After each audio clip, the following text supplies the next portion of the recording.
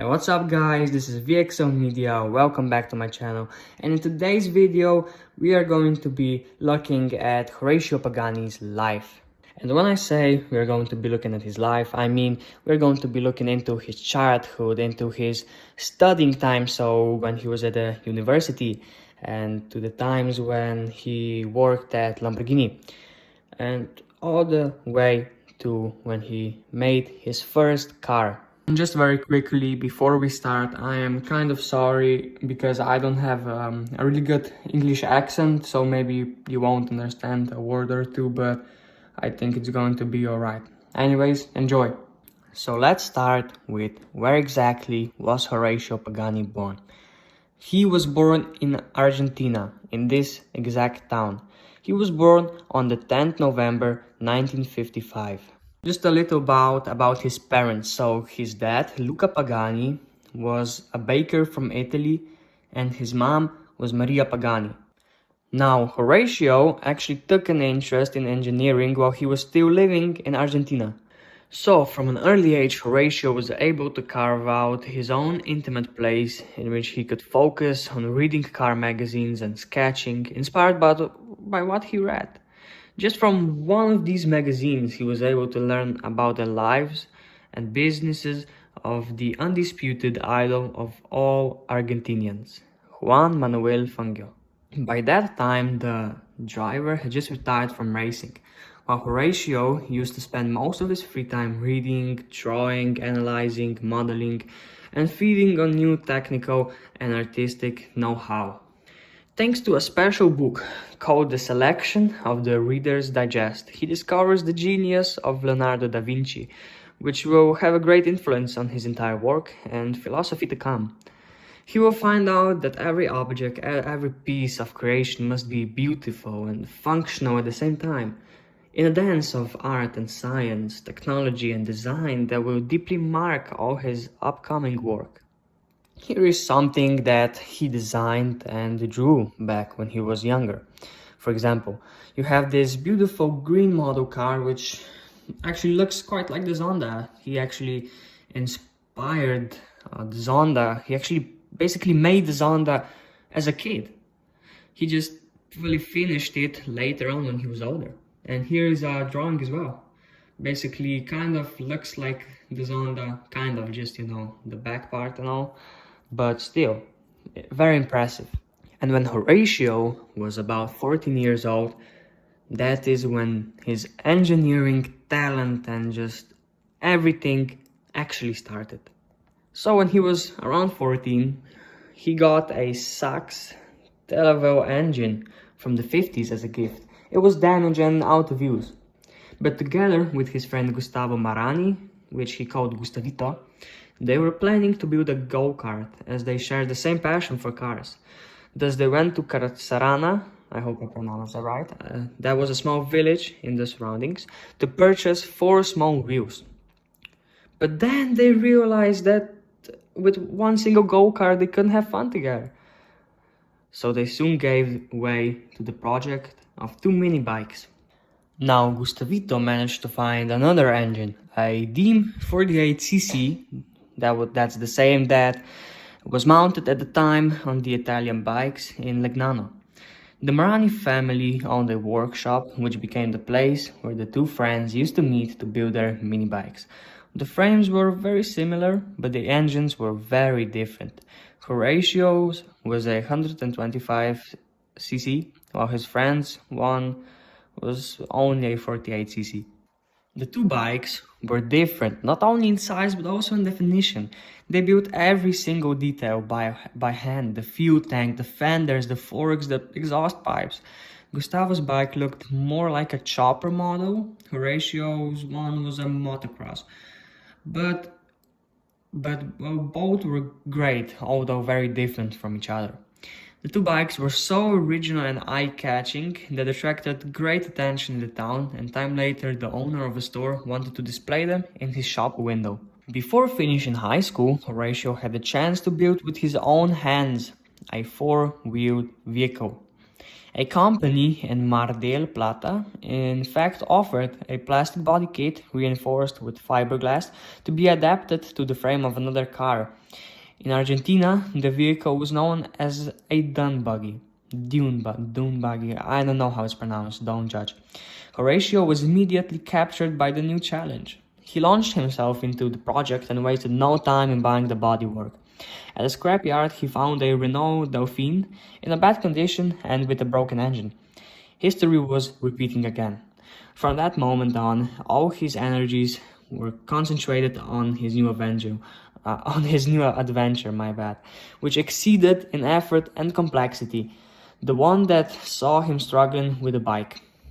In early 1974, at the age of 18, Horacio Pagani entered the course of Industrial Design at the Faculty of Fine Arts of the National University of La Plata.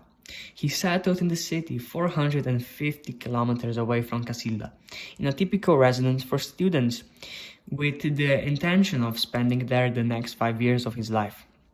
At the time, Argentina was shaken by political unrest.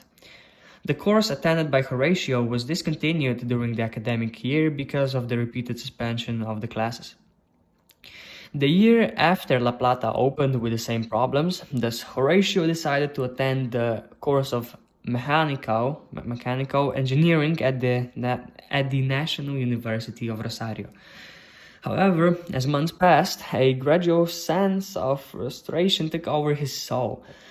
All that he had always been more passionate about seemed now light years away. In the solitude of a city block, sparsely populated and far from home, Horacio began to live his days and to develop his works, inviting friends and anyone who wanted to visit the place that, with thinly veiled pride, he used to call factory. The 80 square meter taher, made of hollow brick blocks, corrugated iron roof and equipped with basic hand tools, was operating in only 4 months. And here are 2 pictures that I found of the mentioned taher. Taher, I don't know how it's pronounced. That factory, whose only worker was Horacio, immediately began to produce. The first order he received consisted of a set of high benches for the counter of a new city bar. The benches had to be equipped with footrests, some parts had to be made of naked iron, others had to be chrome-plated or hot-painted, while seats and backs had to be covered in fine leather. Now in this picture, you can see the caravan prototype with which the individual company Horacio Pagani designed made its first appearance on the market at the Industrial and Commercial Exhibition of Casilda. And well, this thing, it was named the Alpine. He obtained an immediate positive outcome, and finding buyers was really not a problem for him. As the young Horatio wished, other orders followed from customers looking for particular designs. He was also asked to build camper vans and to equip pickup trucks for cargo transport. He was even asked to equip a vehicle complete with every comfort used as a mobile studio commissioned by Radio Casilda, a local radio station which broadcasted live sporting commentaries. Here in this picture, you can see Horacio Pagani standing next to his first F2 car. The job took him over a year, and something like 5,000 hours of work were invested in the project. The vehicle was completed and presented at a dinner that counted over 300 people, including journalists from the specialized press of city of Rosario. They were entrepreneurs, technicians, and fanatics of the races. The Pagani F2 was finally a reality and seemed born under a lucky star. Finding a pilot for the new Pagani F2 was not a problem. With Agustin Beamonte, F2 champion, it was love at first sight. They signed a verbal agreement and informed the sport press. The Pagani F2 made its debut, or I hope it is pronounced right, DEBUT, with number 1 in March 1979 at the Las Parejas Autodrome. Now in this picture, more specifically, that trailer was actually a prototype commissioned by the Road Laboratory of the Institute of Research and Development of the National University of Rosario. It was actually a contract for the consortium of 2 of these things, And while the vehicles in question would be the first ever made in Latin America and would represent a first in terms of technical performance. It was a computerized tool composed of several sensors and mounted on a mobile structure which, circulating on the roads, would have been measured the roughness of the road surface. In technical jargon, this vehicle was called a roughness meter. The proposal was very interesting as it would give the young Pagani the opportunity to demonstrate his knowledge in the field of suspensions and performance of the chassis, and in the many different height and roughness conditions of the ground, which is a key issue for a successful measurement. Now these are Horacio Pagani's Lamborghini years. The passionate relationship began many years before Horacio even started working for the company based in Sant'Agata, aka Lamborghini.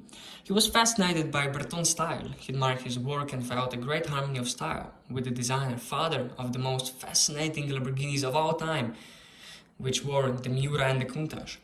The meeting with Alfieri proved successful. The engineer was impressed by the works shown and ended up offering him to join a project that he had just started. The project was called the LM. Horacio Pagani was the first to believe in the technology of composite materials. Against the will of Lamborghini, he bought an autoclave at his own expense to develop, even for the same Lamborghini, new solutions for the body and the chassis. The P140 was supposed to be a small Lamborghini to be launched together with the emerging Diablo, which would replace the Countach as top of production model. The Pagani's P140 anticipates some of the solutions that will be adopted many years later on the Gallardo.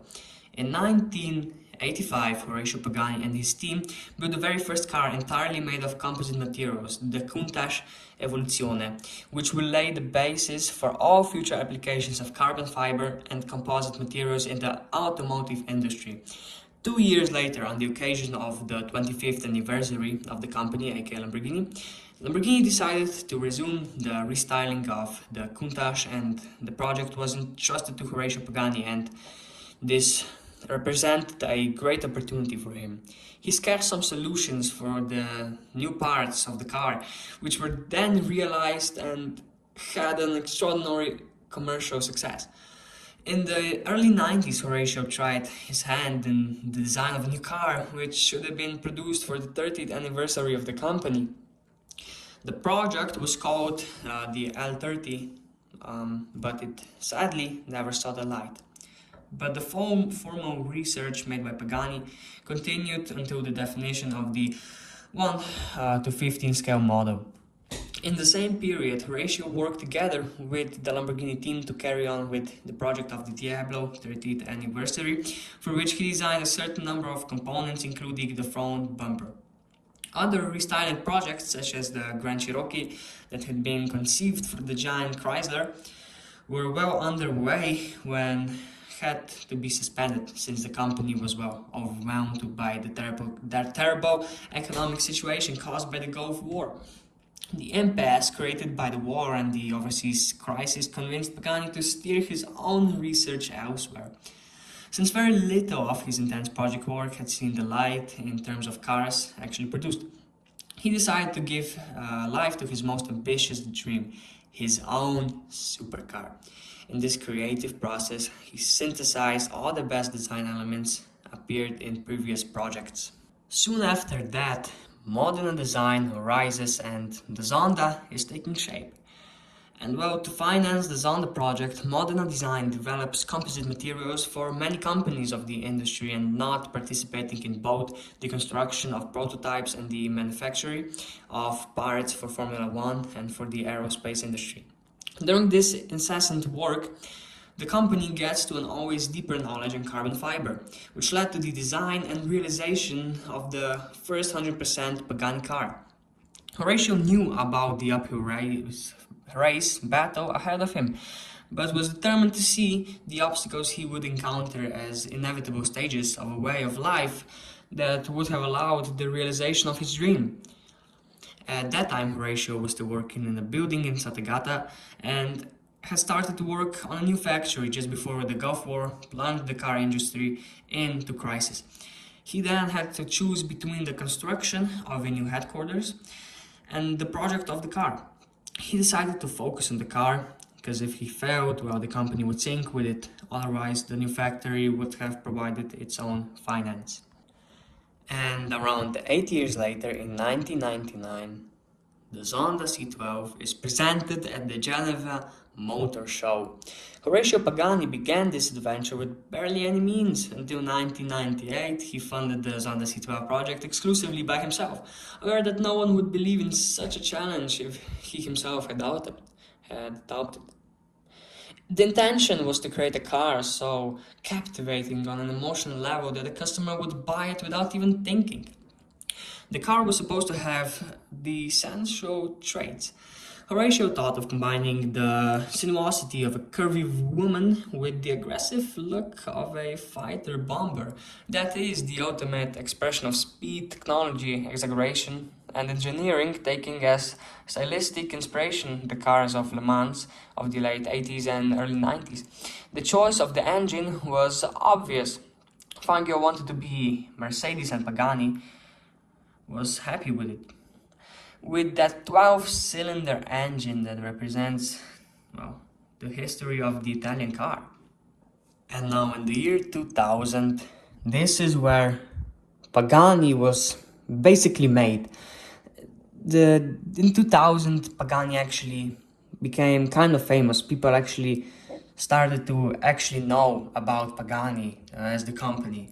Before, not a lot of people paid attention to Pagani. It was just a small little car manufacturer from Italy. He only made one car, blah blah blah.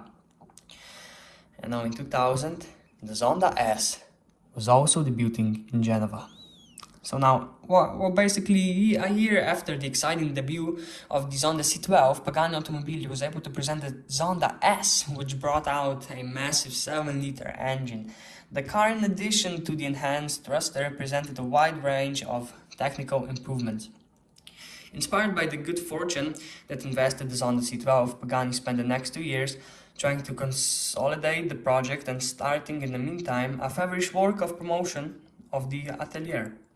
The goal was to reassure suppliers and customers about the concreteness of what he was likely to be compared to the adventure of, many other prototype manufacturers, which were good at creating an exotic car but then unable to start the production. And then in the following years, he just dropped a lot of other Zondas. Then he made the Huayra. And the Paganihuayra was basically made in 2003. In 2003, basically, Horacio Pagani begins to conceive the Huayra project. The study was born when the Zonda, whose design dates back to the early 90s, was likely to leave room for innovative models designed by the competitors. Maximum expression of technology and of the automotive world. These were the ambitious goals Horacio was setting for the creation of a totally new car. The experience acquired through development of the Zonda family played an important role in the 8 years of research and evolution, always looking for the best technical solutions, such as the carbon titanium frame, the eternity of the element of air, delicate and pure. While the strength of the wind can consume even the toughest of materials, giving rise to the distinctive features of nature, elegant and muscular. The Huayra blends together past, present and future in a timeless interpretation of the automotive art. The car styling has been perfected over 5 years to find the beginning and the end of every line. During this study, 8-scale models were created as well as 2 1-to-1 models, each one as an evolution of the previous version in a never-ending quest for perfection in both form and substance. The bike xenon headlights are just one of the many precious gifts from the Zonda R, and the LED daytime running lights are perfectly integrated into the elliptical shape of the design. The rear bumper is integrated with the diffuser and dominated by an elliptical frame that surrounds the 4 pipes of the exhaust, which are now becoming a typical hallmark for Pagani. The central cock on the Huayra is entirely new and made out of carbon titanium.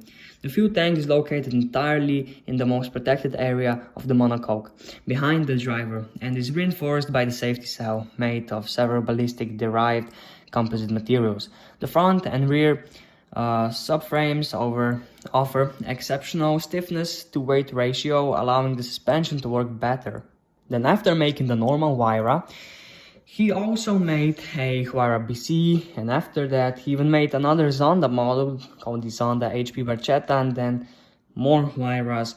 And today, like a few years, like a year ago, he made the Utopia and the Codalunga, which are great cars. And I must say, I went to the Pagani Museum myself. The Pagani Museum is in Modena, which is located in Italy, by the way. And I actually met Pagani. I actually didn't even think I would meet him. I just was exiting the museum, ready to go to the hotel, and my mom was she was joking around, there was a man coming up, and she was joking, "Oh, is that Horacio Pagani?" And I, of course, looked, and it was actually Horacio Pagani. I was so shocked to actually see him. I couldn't even speak, I actually had to force myself to get a word out of myself, and I just kind of, went close to him, and I didn't even say, hello, you're Mr. Horacio, right? You're Mr. Pagani. No, I just said to him, wait, you are Horatio. I sounded so not polite, but it was the best I could get out of myself. And then of course I took a selfie with him, and here's the picture. And actually, when I was home, I saw a video of someone meeting him, and I was like, what if I meet him? So I had this Pagani Hot Wheels, and I just said to myself, you know what, I'm gonna just take it with myself. Maybe I meet him, which actually ended up to be true. I actually met him, and he signed my Hot Wheels. And I had a marker with myself, actually, and just as I wanted to give him the marker, I already gave him the Hot Wheels, and we were still outside the museum. He didn't even take the marker. He just went inside the museum to the reception and asked a worker there to give him a marker. And he then signed it and gave it to me, and then just patted me on my shoulder, and then went to a meeting. That was just a mind-blowing moment for me. And yeah, and I hope that in this video you basically found out a lot about Horacio Pagani and his life. So I hope you got all the answers you were looking for. And if you want to see more content like this, or have any recommendations for any content, please tell me in the comments, and well, please subscribe and like. It would help me out a lot. And I hope I see you in the next video. Bye.